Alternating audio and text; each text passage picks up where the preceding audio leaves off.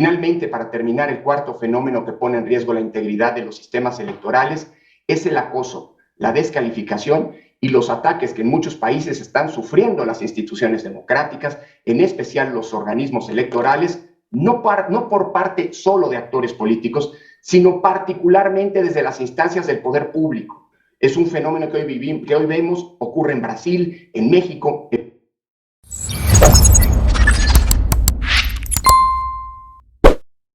Un saludo para los pregoneros, con todo mi corazón.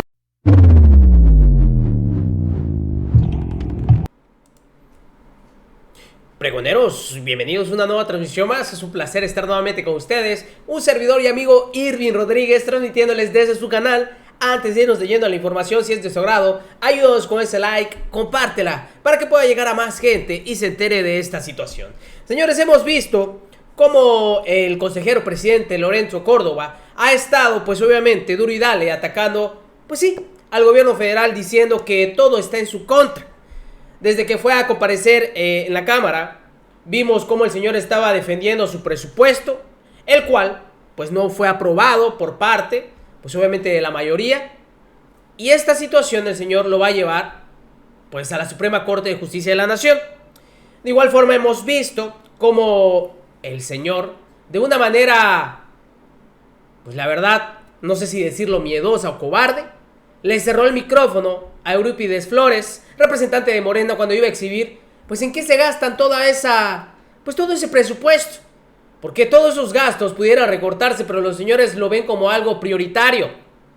Ahora, en este foro global, pues tenía que hacer de las suyas. Y en pocas palabras dio a entender que si el INE está perdiendo credibilidad o simplemente ya no confía la gente en él, es por culpa de los ataques que reciben o la polarización que se da en contra de ellos, que se están utilizando mal las redes sociales y que quieren desprestigiarlo. ¿Cómo lo ven ustedes? La verdad que el nivel de cinismo que maneja Lorenzo Córdoba utilizando estos foros, pues ya raya, la verdad, en lo sinvergüenza, en lo increíble.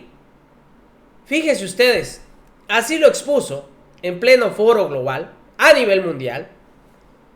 Y eso que todavía hace un par de días había acudido ahí a Estados Unidos, en Indiana, a la Universidad de Notre Dame, de igual forma a exponer esta situación de lo que según ocurre con la democracia. Y no solo eso, el que no perdió el tiempo también es el consejero Ciro Murayama, que ahora, de manera increíble, siendo un árbitro imparcial, como lo van a ver ustedes a continuación, pues se va en contra de la revocación. Vean ustedes la participación, parte de esta participación. Común a las democracias en todo el mundo es el de la desafección y descontento con los resultados de los gobiernos democráticamente electos.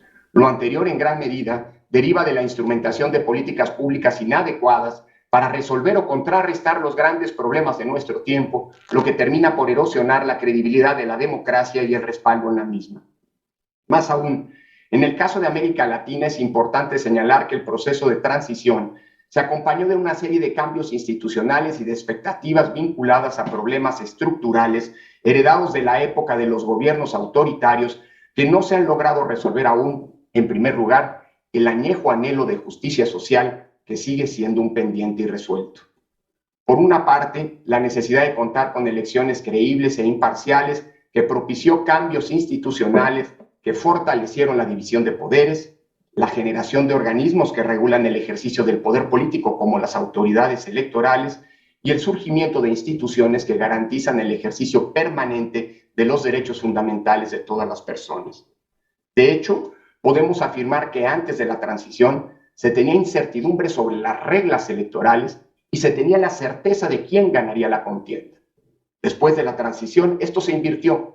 Existe certeza absoluta sobre las reglas de la competencia e incertidumbre, como debe ser en democracia, sobre quién será el ganador de las elecciones hasta que los resultados comienzan a fluir. Por otra parte, las transiciones a la democracia en nuestros países no se dieron solamente como una manera de salir de regímenes autoritarios y conquistar un régimen de libertades para las y los ciudadanos. Las transiciones en varias naciones fueron vistas como una manera de resolver los problemas ancestrales de justicia social, de pobreza, de inequidad y de desigualdad, entre otros. Sin embargo, los resultados de los gobiernos elegidos democráticamente han, a todas luces, sido insuficientes y, paradójicamente, han contribuido a la desafección con la democracia, o peor aún, a que dicha desafección sea creciente. Ello, en tanto en cada proceso electoral las y los candidatos prometen empleo, seguridad, mejores condiciones de vida para todas y todos, pero al concluir sus mandatos esos problemas siguen ahí y en algunos casos se han agravado.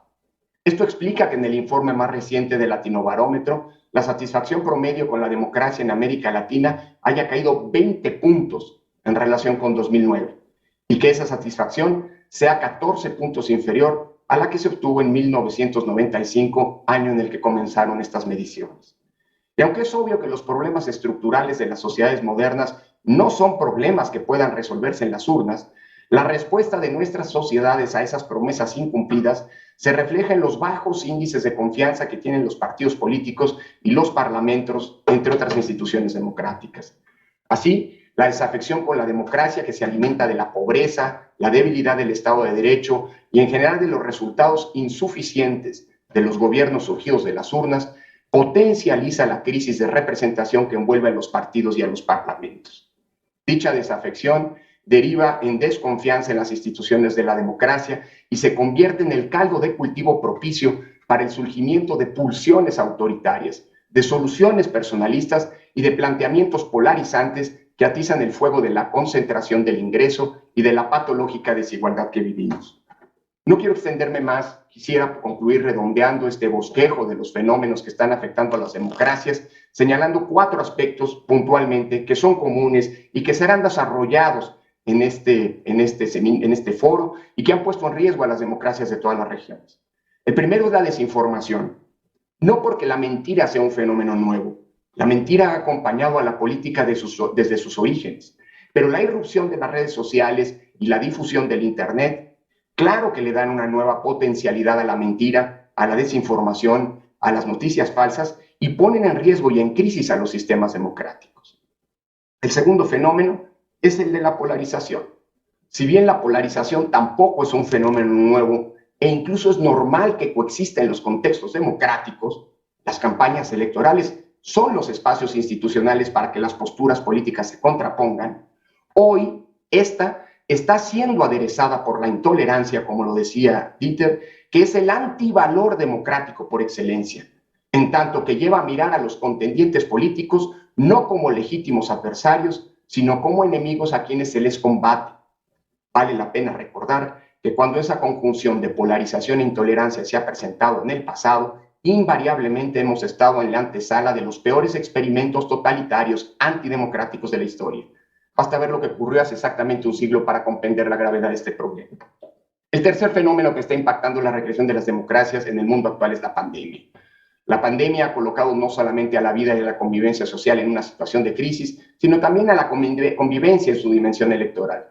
Afortunadamente, en los últimos 2 años hay muchas experiencias exitosas que nos permiten señalar hoy que la pandemia no ha tenido como una víctima más a la democracia y a las elecciones. Finalmente, para terminar, el cuarto fenómeno que pone en riesgo la integridad de los sistemas electorales es el acoso, la descalificación y los ataques que en muchos países están sufriendo las instituciones democráticas, en especial los organismos electorales, no por parte solo de actores políticos, sino particularmente desde las instancias del poder público. Es un fenómeno que hoy vemos ocurre. En pocas palabras, diciendo que se le está atacando por parte del gobierno federal. Así, tal cual, y así lo expuso, según él, en este foro global. A eso nada más, pues obviamente a eso pues obviamente él participa, queriendo dejar mal, pues a México en el mundo. Y no solo eso, señores, ¿cómo ven ustedes que las redes sociales también se fueron en contra del señor Ciro Murayama? Porque, fíjense ustedes nada más, debería ser imparcial. Esto había dado a conocer de igual forma Epigmenio Ibarra, respondiendo a Ciro Murayama por la revocación del mandato, ya que el señor había dado a conocer esto en sus redes sociales, en una entrevista, como ustedes pueden ver ahí. La revocación de mandato es una elección nacional en términos constitucionales. Es una trampa decir que no lo es y dejar al INE sin recursos para hacerla con todo rigor y certeza. Pero también había comentado esto de aquí. Fíjense ustedes nada más. Porque la revocación de mandato se está convirtiendo en una trampa contra la democracia. Ve mi artículo en El País, México. Le comentan que estos comentarios deberían ser, pues obviamente, de un actor político o de la oposición. Pero tal parece que estos árbitros, eso no les interesa. ¿Qué comentó después? Ahora resulta que uno debe ser imparcial si recuerda que la Constitución se refiere a la revocación de mandato, nunca a la ratificación. La revocación es una elección nacional. Si defender la letra constitucional y denunciar trampas les incomoda, ni modo, seguiremos. Ahora resulta que los señores son muy rectos, que les encanta seguir la Constitución. Yo creo que mejor de eso ni hablamos, ¿verdad? Porque los que primero violan la Constitución son estos personajes. No respetan la Constitución o simplemente la toman a modo, como a ellos les conviene. Es una situación, la verdad, muy preocupante para que ustedes se den cuenta cómo es que actúan tanto el consejero presidente haciendo estos foros globales, exponiendo eso a detalle a nivel pues sí, mundial, y pues obviamente los demás aquí en los medios nacionales haciendo su trabajo. Es una vergüenza.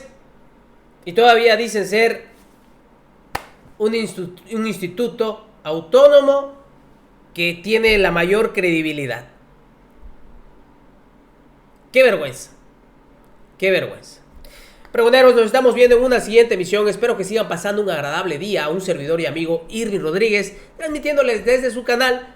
Ya estamos a 25 de noviembre, señores. Ya a pocos días de despedir un mes más.